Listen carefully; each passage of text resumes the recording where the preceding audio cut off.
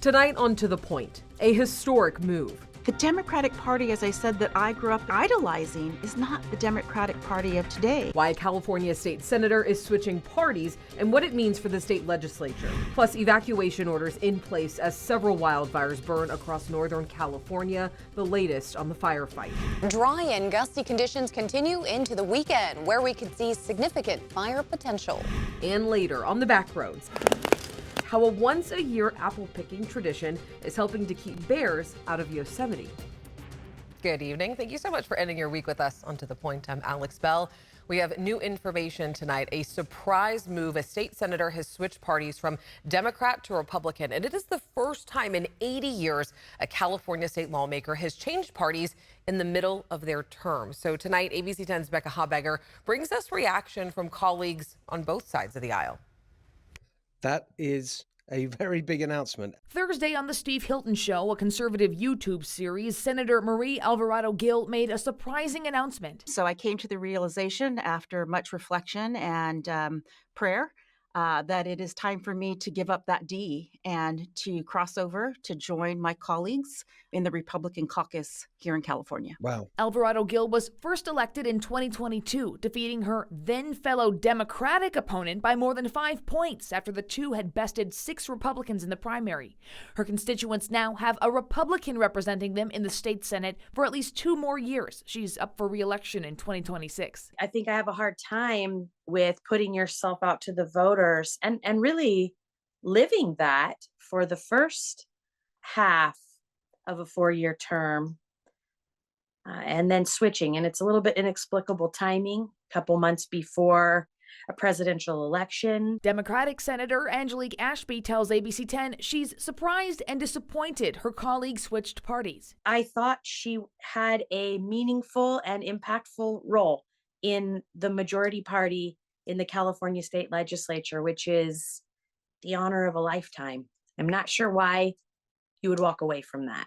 Alvarado-Gil's switch gives Republicans 9 votes in the 40-member Senate. Democrats maintain supermajorities in both the Assembly and Senate. I think balance is better. I think one party with all the control that the Democrats has is not healthy for California. So I'm excited about her moving over. I hope others consider it, and we'll take them. Alvarado-Gil wasn't available for an interview Friday, but here's some of what she had to say in her announcement. The Democratic Party, as I said, that I grew up idolizing is not the Democratic Party of today. It's about leading with humility and with honor versus the Democratic Party, which really, for me, has become the party of arrogance and entitlement. So I have to ask myself, who am I and what are my values? In Sacramento, Becca Habegger, ABC 10. A historian at the California State Library tells us altogether in state history, 273 lawmakers have served as members of more than one party, but they usually change during elections, not midterm like this. Since the 1930s, there have been a total of 15 midterm party changes. And let's go ahead and turn now to the wildfire fight, something we've really been talking about because firefighters across the state are busy as they try to put out several fires, including in Tuolumne County, where the Canyon Fire broke out just last night. As of the latest update, CAL FIRE says it has grown to 85 acres. The fire started late last night along Buchanan Road near Canyon Road, prompting evacuation warnings and orders near the town of Tuolumne. While conditions on the fire lines have improved tonight, some evacuees remain out of their homes. All I could think was meds, puppies, and husband, not in that order, name. But yeah, and just get out of there. And pretty much that's what we did. An evacuation shelter is open at the Tuolumne County Senior Center in the town of Sonora. Large animals can be brought to the Motherlode Fairgrounds, and the cause of this fire is still under investigation. In El Dorado County, crews continue to battle the Crozier Fire. It's burning northwest of Slate Mountain. Evacuation orders have been issued for those living in Georgetown, Volcanoville, Mosquito, Quintet, and areas east of Highway 193. And CAL FIRE says it's currently burned more than 1,900 acres and is at 5% containment. And tonight in the Park Fire, CAL FIRE says firefighters made good progress overnight and continue to aggressively engage the fire. Evacuation orders and warnings continue tonight in parts of Tehama County. CAL FIRE says the fire has burned now more than 429,000 acres. It is currently at 34% containment. At least 636 structures have been damaged. So I want to go ahead and bring in meteorologist Carly Gomez tonight because we've been seeing a lot of smoke from these fires, but we're still expecting to see that going into the weekend, which could impact some people. Definitely. We're looking at more of that smoke in and out. The fire conditions still pretty bad. Even though we're going to get cooler temperatures starting on Sunday, the wind gusts are expected to continue picking up. As you can see, the Park Fire here, as well as a Crozier fire, they're leading to some of that smoke moving to the northeast and the northeast there. But into our overnight, early morning hours, a lot of that smoke pushes back down into the valley, settling in for a little bit with that morning haze you'll see before we start to get more of the winds gusting in through the delta to push it right back out into the afternoon hours. You're seeing there at Saturday, that kind of flow that we're looking at with that smoke moving throughout the afternoon and evening hours. Taking a look again, we're seeing more of that smoke settling back into the morning hours for the valley, and then heavier smoke for some areas of the foothills as well Saturday morning. So prepare for that. We could see some unhealthy for sensitive group air quality moving into tomorrow morning. Taking a look there in those orange dots, we're seeing more of them popping up across the area, especially from the foothills to the high Sierra into our evening hours, overnight, early morning. Still looking at moderate air quality. Some areas still good, especially as you head closer toward the Bay Area, but significant fire potential still on the horizon with dry conditions out there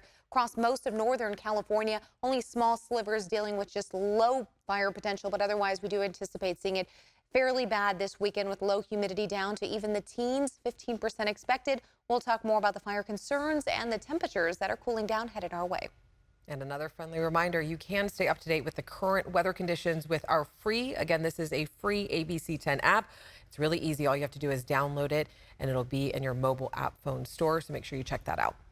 Tonight, Sacramento County detectives are searching for possible victims after a hospice chaplain was arrested accused of sexually assaulting a grandmother at a care facility. Arthur Apgar was arrested and booked into the Sacramento County Jail on 4 counts of sexual battery against a person who is seriously disabled or medically incapacitated. The Sacramento County Sheriff's Office says he was caught after the woman's family had recently installed a camera to check on her. They witnessed the assault happening just a few weeks ago, and a spokesperson for the Sheriff's Office says the grandmother is in her 70s and is nonverbal. The unfortunate part about this whole thing is that he was able to post bail and was out within hours. So he's back out. We don't know if there are any victims out there that are unreported. And unfortunately, a sad reality of this is if there are more victims, they may have already passed. Now, we did try to speak with Apgar on Friday at his home in Lincoln, but he did not answer. He is set to appear in court for his first hearing on August 12th. Tonight, the Sacramento County Sheriff's Office says that they have arrested this man, Kyrie Woods Richardson, in connection with stabbing 2 unhoused men over the weekend. The stabbing happened on Sunday morning in the Arden Arcade area. Both men were taken to the hospital. One of them later died, and the Sheriff's Office says Wood Richardson was also homeless at the time of the crime and has recently been released from prison. And a warning ahead of the weekend, the Sacramento County Parks Department is reinforcing the dangers of the American River after 5 drownings just this year. The department has placed signs at clay banks prohibiting jumping and diving. Rangers say that they have responded to 50 water rescues this summer alone. And park rangers say that if you are caught violating the ordinance, you could be cited and some penalties could lead to a misdemeanor. So make sure you heed those warnings.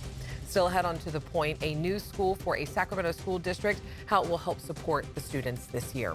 Plus, Harris and Trump agreeing to a presidential debate, how they are preparing on the campaign trail. And of course, later in the show, the Backroads, why apple picking in a historic orchard turns to a race against the bears. Can't remove them, and so the only thing that we can do is just manage them and manage the bears from getting them as much as possible.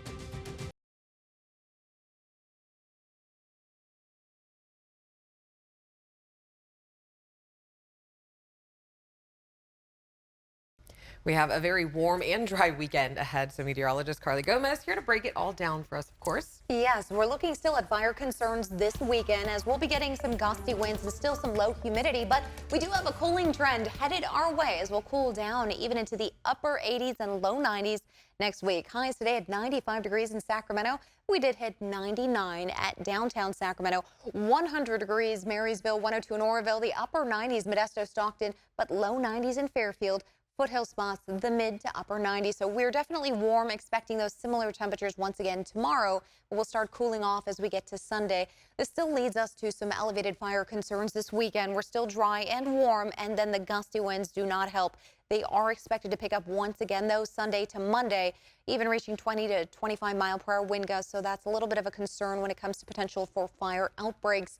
Looking at our 500 millibar chart of the atmosphere, still very warm here into Saturday, but here's that trough beginning to dig into Northern California, bringing us some cooler air from the north into Monday and into next week, which is a great sight to see as we're starting to move through mid-August now, and much cooler air beginning to move in the following Saturday, which should bring our temperatures down. And the Climate Prediction Center says, yep, that's exactly what's happening. The western U.S. looking at below average temperatures for this time of year, and that's really as much as anywhere from about 5 to even 10 degrees below average. Above average conditions for most of the central U.S. and temperatures into the foothills for tomorrow, about the upper 90s to mid 90s, a couple of triple digits potentially near Ione. And if you're headed to outside lands, very cool for areas of San Francisco in the upper 60s to low 70s, 74 degrees in Oakland. The Valley still looking at mid to upper 90s, a few triple digits out there. And then over the next couple of days, just check this out, 3-day forecast, upper 90s jump to low 90s Sunday, upper 80s on Monday, and then into next week, you're still looking at low 90s to upper 80s. All right, thanks, Carly. Next, on to the point, a look at a new school in the Sacramento area, how to help support students this year. And new tonight, why Trump's plane was diverted just hours ago ahead of a campaign rally.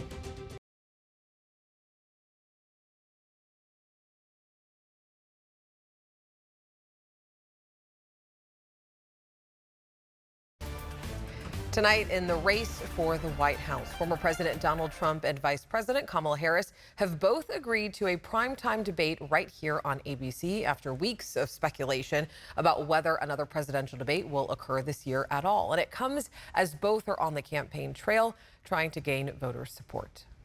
Just 6 days ago, former President Donald Trump reneged on a prior commitment to an ABC News presidential debate. But in the last 24 hours, Trump having a change of heart. GOP insiders tell ABC News the former president is eager to steal the spotlight away from his Democratic opponent. I think it's very important to have debates. Both candidates now set to face off on ABC News on September 10th. The news coming as Harris has drawn massive crowds during a blitz through key swing states. She's seen fundraising spike, even erasing the lead Trump held over Joe Biden all year. Trump's advisors panning Democrats' momentum as a temporary honeymoon. But behind the scenes, some Republicans privately chafing about Trump's inability to stay on message. They're urging Trump to hit Harris on policy, things like immigration and the economy. Instead, Trump using an hour-long news conference yesterday to spout falsehoods, make personal jabs, and bristling over her momentum. They talk about, oh, the enthusiasm. Let me tell you, we have the enthusiasm.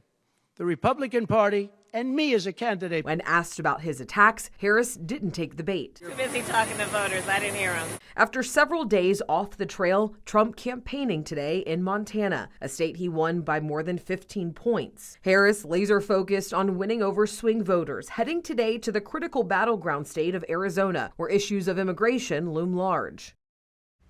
And President Biden is expected to join Harris next Thursday for a public event in Maryland. Trump's new running mate, J.D. Vance, is expected to hit the Sunday show circuit.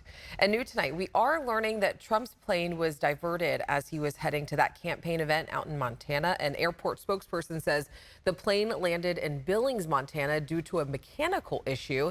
They say Trump was able to continue to his previously scheduled destination of Bozeman, Montana, on a smaller private jet.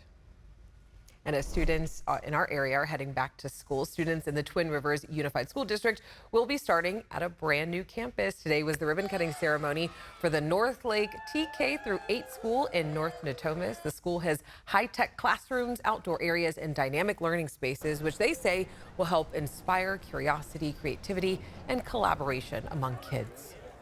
We're a STEAM-focused school, so when in regards to science and technology, math, engineering, etc., from our makerspace, science nights, literacy nights, so just activities to get the community involved and participating in their child's education. Students will have their first day of school on August 20th. Samsung Electronics issued a new recall for more than 1 million electric stoves in the U.S., saying the model's front-mounted knobs are at risk of unintentional activation by humans or pets. The electronics company says more than 300 reports have been filed by consumers since 2013, including claims of 250 fires. Samsung says consumers should contact them to receive a free set of knob locks or covers. And the first Amazon Fresh store will officially open this August in Roseville. The store is located off Stanford Ranch Road.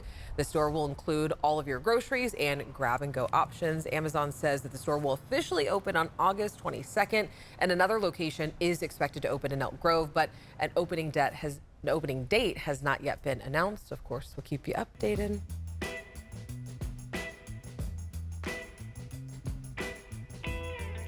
It's Friday, which means it's time for another trip on the Backroads. And tonight, John Bartell takes us apple picking in the historic orchards at Yosemite. No matter what time of year you visit Yosemite National Park, tourists are pretty much guaranteed to experience the grandeur of the stark mountains and stunning waterfalls. But there is one day a year, just one day, when visitors are invited to experience all that grandeur and do a little manual labor. Did you know that you were going to get put to work when you came on vacation? No. No? Just before the apples fully ripen at the historic orchard in Curry Village, park rangers enlist the help of campers to remove them from the trees. Are you guys making apple pie or what? No, we're doing this so this is a non-native food source for bears. This is planted here by settlers. When Yosemite became a national park in 1890, food for the tourists was a little difficult to bring in. So one solution was to plant apple trees. And so at that time it made sense, right? Because you're not near a city, and so you've got fresh fruit here. Park ranger Scott Gittiman says over time the apples fed a lot of tourists, but those apples also attracted and fed bears. Yosemite National Park is home to about 400 to 500 bears. They're all American black bears. And here in Yosemite, with so many visitors, over 3 million visitors a year, you know, bears are going to encounter people. From 1890 through the 1990s, bear encounters were very common in the park. Tourists often fed bears, and sometimes those encounters were not friendly. Here in Curry Village in particular, we would have 3, 4, 5 cars broken into every night. We were having a lot of problems. We had hundreds of thousands of dollars in property damage. Bears are so strong they can rip off car doors. So in the 1990s, the park started the Keep Yosemite Bears Wild program. The goal was to prevent bears from eating human food. Bear-proof food storage boxes were installed at campgrounds, visitors were fined for feeding wildlife, and of course the orchards were picked before the bears could eat the apples. So the whole idea is that people and bears can coexist here in Yosemite Valley, and we've been tremendously successful. In fact, the bear incidence rate has dropped over 90%. Today, many of the apple trees are over 100 years old, and they don't taste very good. Have you tried the apples yet? No. They're pretty sour. I don't know. I don't even know if the bears would like these. An easy solution to the bear-apple dilemma might be to cut down the orchards, but here at the national park, these trees are considered part of the cultural landscape. Because they are historic, though, we can't remove them, and so the only thing that we can do is just manage them and manage the bears from getting them as much as possible. Go over there, show them. Show me the camera. The good news is the apples really don't go to waste. The campers are welcome to take home as many as they want. When they warn you about not parking under the tree, you should probably listen. As for the bruised and bitter apples, they're donated to a local pig farm. Of all the places to pick apples, this is a pretty darn good place, I'd say. The view is not bad. Apple picking happens just once a year in Yosemite, and the date is generally announced mid-summer, so keep an eye on the park's website. From the Curry Village Apple Orchard at Yosemite, I'm John Bartell. Hope to see you on the Backroads. And you already know it's your turn. If you have something you think would be a great road trip destination, make sure you let John know all about it. Just text your idea to 916-321-3310. And we are back right after this short break.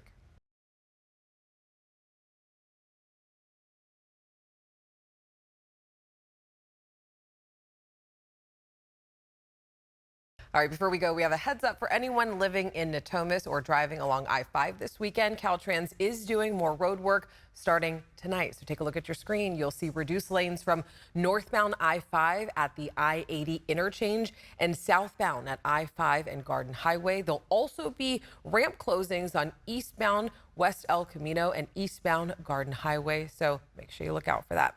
And happening this weekend in San Francisco is the Outside Lands Music Festival. It kicked off today at Golden Gate Park for the 16th year. Organizers say they are expecting 75,000 people, and tonight's headliner is The Killers. Sabrina Carpenter headlines Saturday night, and Chapel Roan will perform on Sunday along with a special country music set from Post Malone. And new this year is a recreation of San Francisco City Hall where people can get married at the festival. How exciting is that? All right, thank you so much for spending part of your day with us. If you have something we should be looking into, make sure to reach out to me and the team. Remember, strangers are people we just haven't gotten the chance to know yet. So get to take the time to meet someone. Have a great night, and I'll see you on Monday.